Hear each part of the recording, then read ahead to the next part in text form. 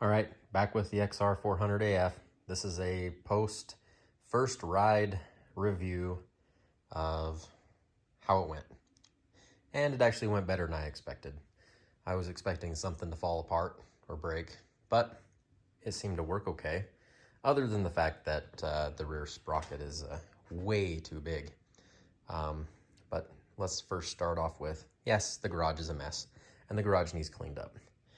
And I got too much stuff going on. But what I found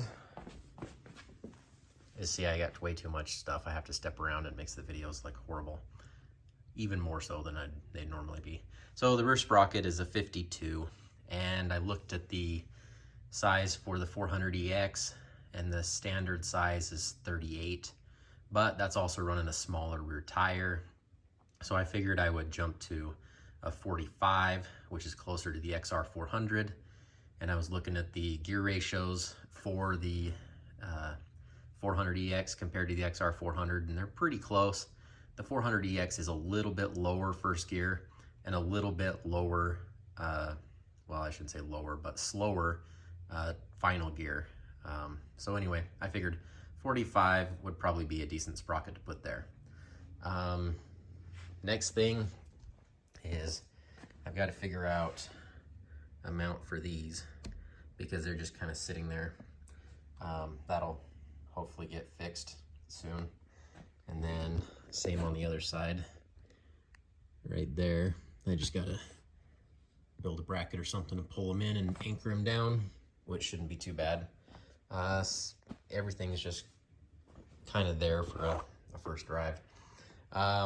I have no idea what this front fender was for. It was ordered so long ago I can't even remember, and it might even been sent to me wrong. So anyway, I got to change this front fender out to a different one because my number plate, which is right there, which is the stadium plate by Cycra. Anyway, it wouldn't even clear these first pegs right here. So I think I'll just take this fender off and hang on to it for something and have another fender come and I'll put on it and at least get the front number plate on. I have no idea what kind of headlight I want to put on it. I've been looking at a whole bunch of them and none of them are jumping out to me that just says, hey, this is an awesome looking fender. Other thing is the front brake. I got to get me a front brake lever. It's a little interesting when you go to grab for a front brake and there's nothing there. So as far as the clutch goes, the clutch cable's just a stock XR400, but coming down here where it's going between the pipes, I decided to get some of this DEI. It's like what, flame-proof shielding or heat shielding stuff. It's like fiberglass on the inside, silicone on the outside, and I just slipped that right over the clutch cable. So hopefully it doesn't melt the cable as it is sitting in there between the hot exhaust pipes. The other thing that I'm going to be concerned about is when the oil tanks get hot, if it's going to start melting my plastic where it comes down and touching here. So I might have to come up with an isolator there. But overall, it actually did pretty good. So I am quite pleased. If there's anything you guys want to know about it, then just hit me up in the comments and I'll try to answer the questions on how it went together. It's not a bad little project.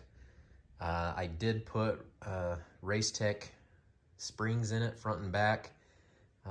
Added 30 pounds to my weight just to kind of figure out that this engine's almost 30 pounds heavier than the stock engine.